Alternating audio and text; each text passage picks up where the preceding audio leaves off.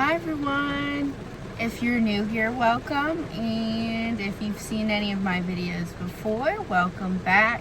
My name is Elony'a. I am a certified clinical hypnotherapist and Reiki Master practitioner and teacher. I am running my very own holistic practice called DivineMindsCCHt, where I'm trying to help guide others through their healing journey just as others have helped me. It's been a while. Usually I only make videos when it is a current or reoccurring theme that I see playing out in my own life or with the clients that I've been working with.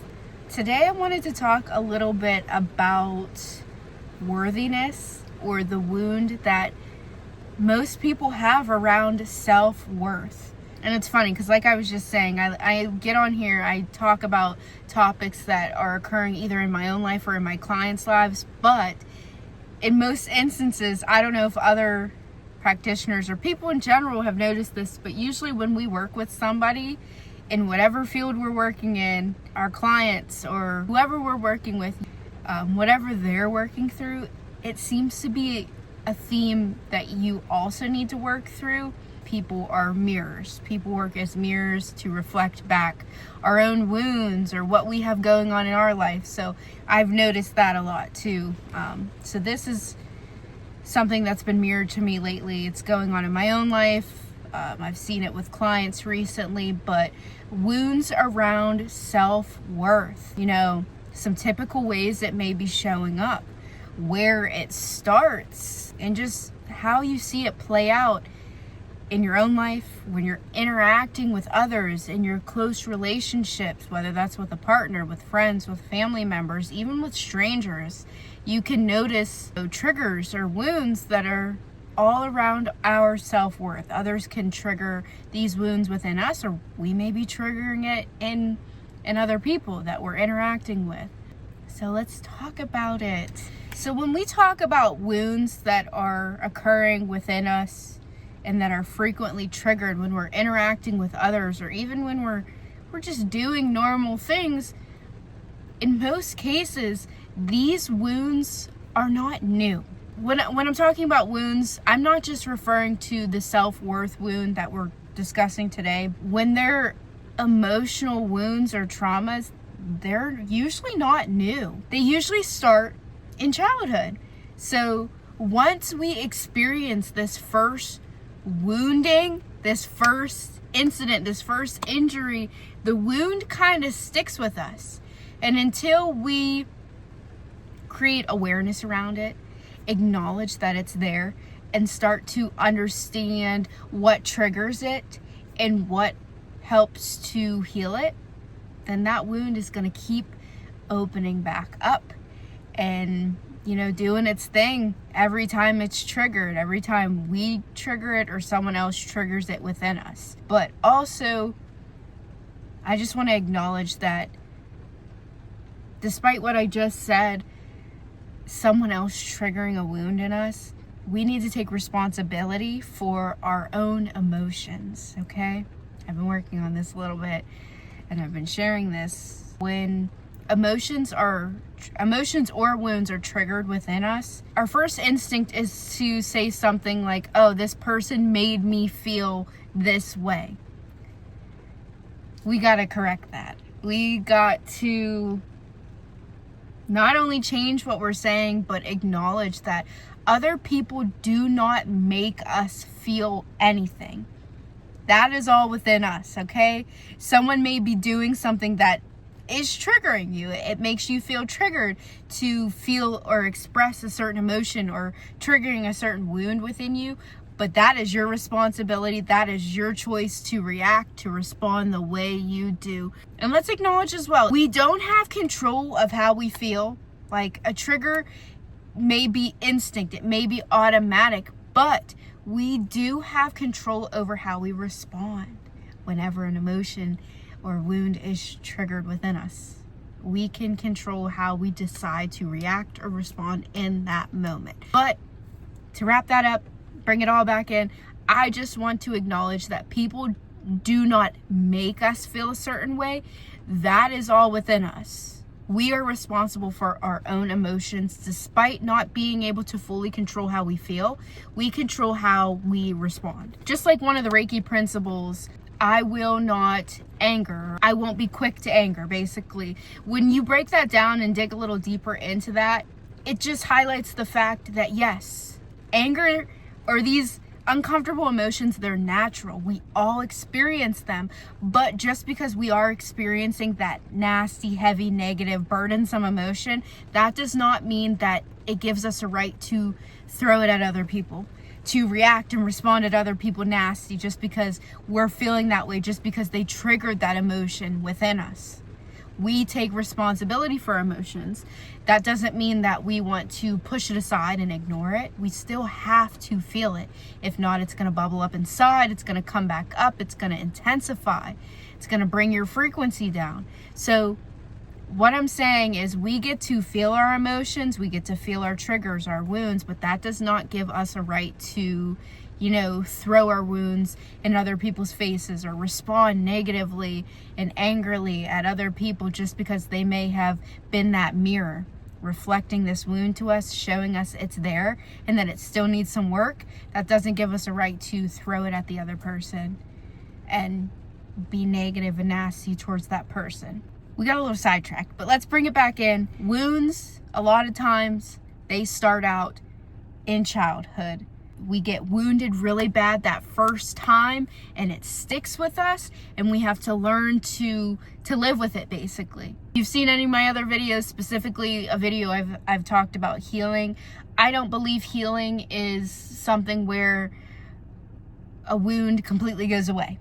Okay, I don't think that's possible. These wounds that we've experienced, that we face, that are a part of our story, a part of our being, they don't just go away. So we can heal to a degree where the wound is still there. It may still get activated, but we know how to control ourselves and respond in a delicate manner whenever the wound is activated, where we're not, like I said, throwing it at other people, reacting harshly, crazily in the moment, but instead we're taking a few moments, we're self-regulating, and we're responding instead of reacting.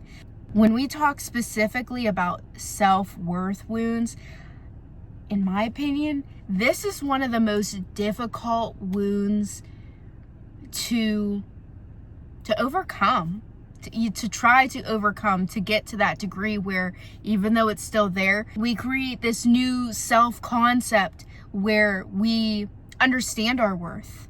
We understand we are worthy just because we are. That type of thing. When it comes to self-worth, a lot of times this is stemming from childhood where somebody made us feel like we had to overwork, to do a specific thing or a specific amount of things in order for us to be worthy of anything, of love, of respect, of kindness, of so many different things. Our self-worth comes up in many different ways, shapes, or forms, but ultimately it branches into the way we perceive ourselves, our self-concept. But what I want to get into really is the idea that we are inherently worthy. Okay? And this is something I've been working on myself, because even when we may say those affirmations where it's like, okay, yes, I am worthy, I am loved, I am respected. Like, you think, those self-affirmations where we're trying to convince ourselves that we are, that's not always doing the job when our subconscious mind has that wounding that we experience, whether we consciously are aware of what that first wound was, or it's unconsciously just playing in our subconscious mind. It's there, but we don't know what caused it. And that's, in most instances, what it is. So a lot of the times when we're by ourselves, we try to convince ourselves that we are worthy, even if deep down in our subconscious mind, there's a wound there that we don't actually believe that, but we may consciously think that. We try to align with that consciously. But when we dig deeper into that wounding and how it starts to appear within our lives, we start to understand that, yes, consciously we may be trying to align with that idea that we are worthy, but subconsciously our mind we don't actually believe that. So that's where the work begins. That's where it starts, because yes, in some instances we may think consciously we're worthy, but we don't actually believe it. So it starts with our beliefs, okay? We have to believe something in order to embody it, in order to attract and align other external things to what we truly believe. And that's what manifestation is, okay? Manifestation really plays into everything when we're talking about energy and frequencies and alignment, okay? When we subconsciously have that belief that we are not worthy of love, of kindness, of honesty, of that partner, that friendship, that family member, we subconsciously don't have that belief in check, we are going to keep attracting and aligning with other energies, other people, other frequencies that align with our belief. That's the most difficult thing, because it gets to a point when you're aware that you have this wound and you're so fed up with what you keep aligning and attracting, and you don't understand why.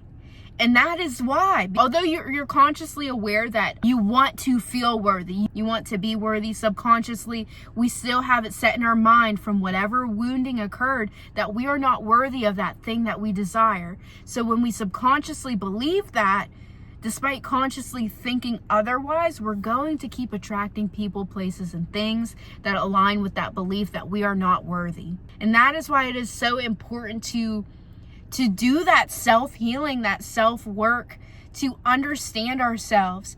For example, this is just a good example because it's what I've experienced, bringing up this lesson. When you go through a breakup, give me a second. For example, something that I've experienced myself, when you are constantly aligning with partners or relationships that they're just not right. They don't reflect the self-respect, the self-worth, the value that you want to hold yourself at.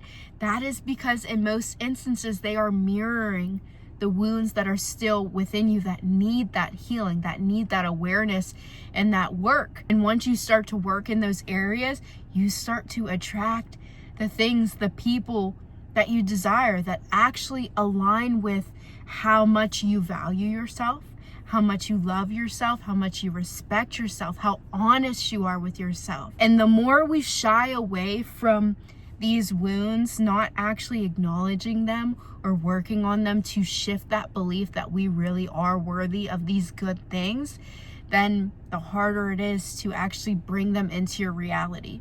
When it comes to manifestation and alignment, everything starts within and then it's reflected outward.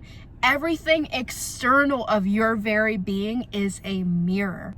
And we may not be aware of it in the moment, but when you reflect back and you start to pay attention to those things, you become more aware of it, that a lot of things are a mirror of us. They're reflecting back to us what's really going on within us. That means the wounds we carry, the things that we love, the things that we hate about ourselves. Those are the things that we need to dig deeper into, because a lot of times we dislike things within ourselves because somebody else did, because somebody else may have treated us poorly, or somebody else may have made fun of us, bullied us, pointed that thing out. And it's like you feel unworthy. You feel like, okay, now that hatred that you received, you're pointing it inward because someone chose not to truly see you, to see past something that is superficial, that is, it could be something with your appearance, because someone decided not to fully understand you or get to know you. They were looking at one thing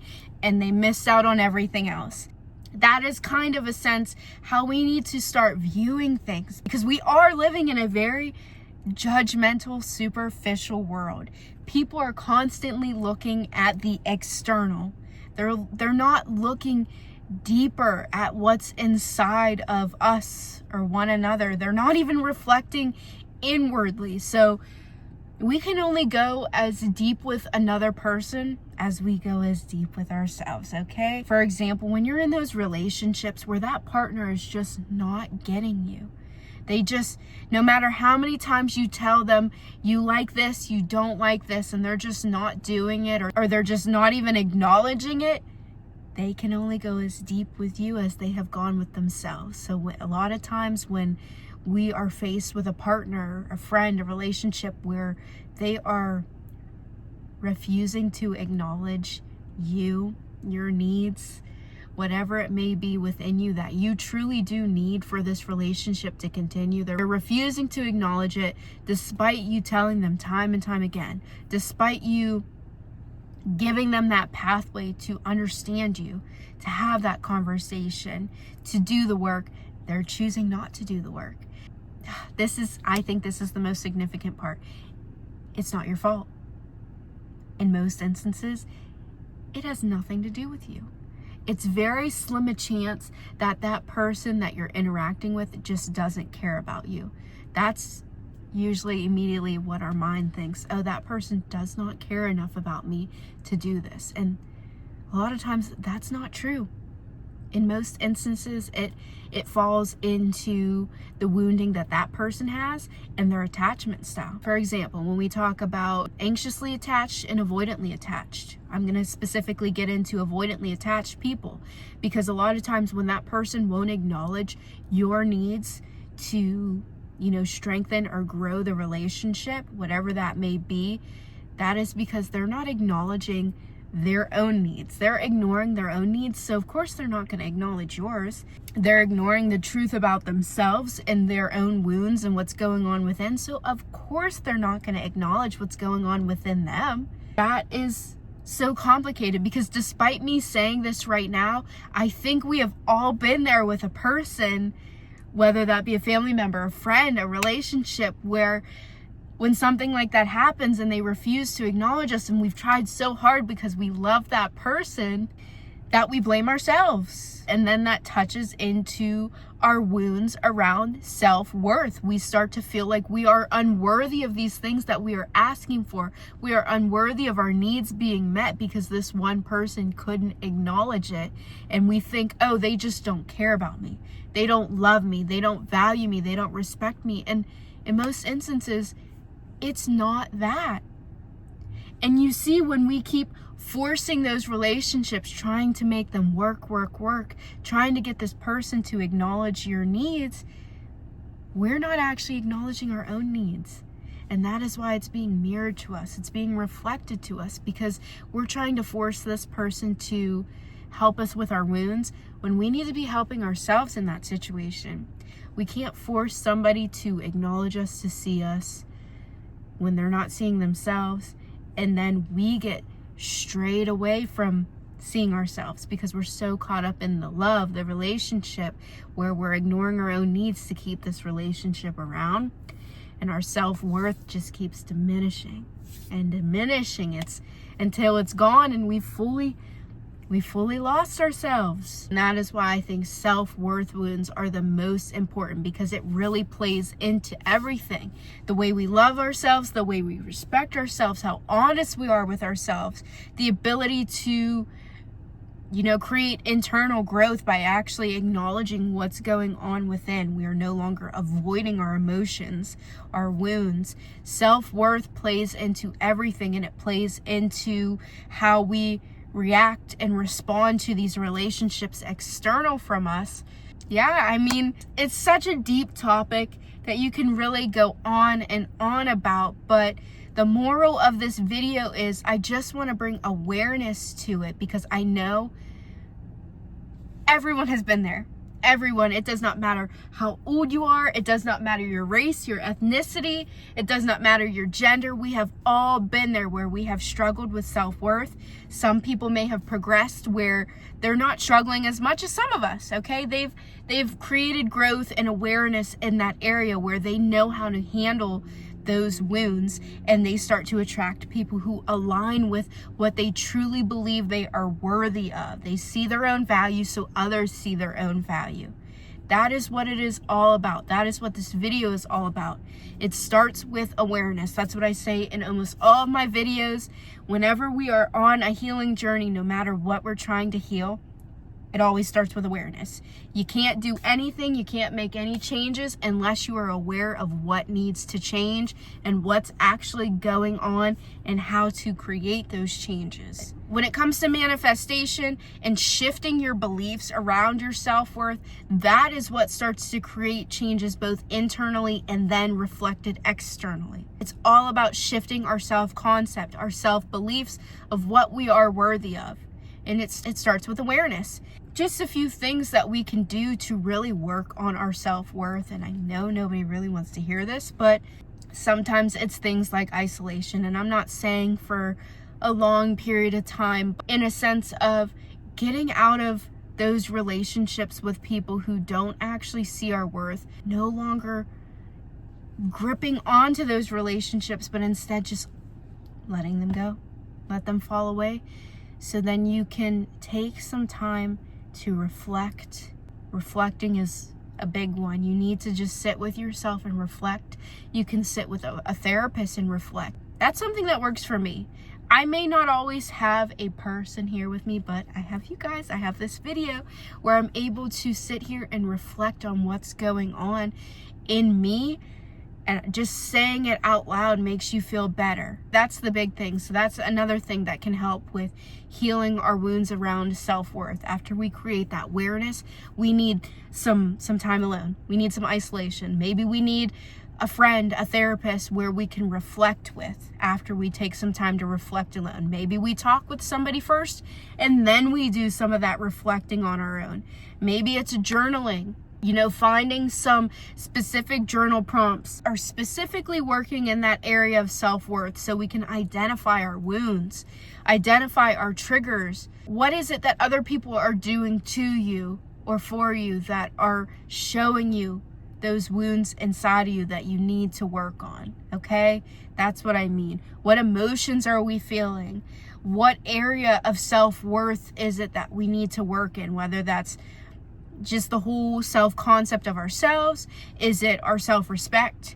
Is it our self-love? Is it the way we are perceiving ourselves that's being reflected back in the relationships? Is it the way that we are acting, where we act a certain way because we have a wound and it's attracting certain people that we don't want anymore, that we want to avoid because we know it's painful and it's reflecting back to us a certain version of ourselves that we're trying to outgrow? So those are just a few ways that we really need to dig deeper into our wounds so we can finally reach a point of healing, that turning point where the wound is still there, but it's not controlling our lives. We are not constantly attracting people from this wound, but instead we're attracting people from the more healed, grown version of ourselves versus that inner child who is still holding on to those wounds because they didn't have the resources they needed. They didn't have the help they needed. They weren't an adult. They were just a child who needed somebody and they didn't have anybody. Once we get to that certain age, and it's usually once we're out of our teen years, we're out of our child years, we reach adulthood, that's when it really becomes our responsibility to acknowledge our wounds and to take care of them, to take care of ourselves. Because if we don't, who else will? Even if a lot of us in childhood didn't have that role model, didn't have that support system, that therapist, that family member, that figure to reflect a more healed version to us. That's why when I say once we get into adulthood, it is our responsibility because we have more options.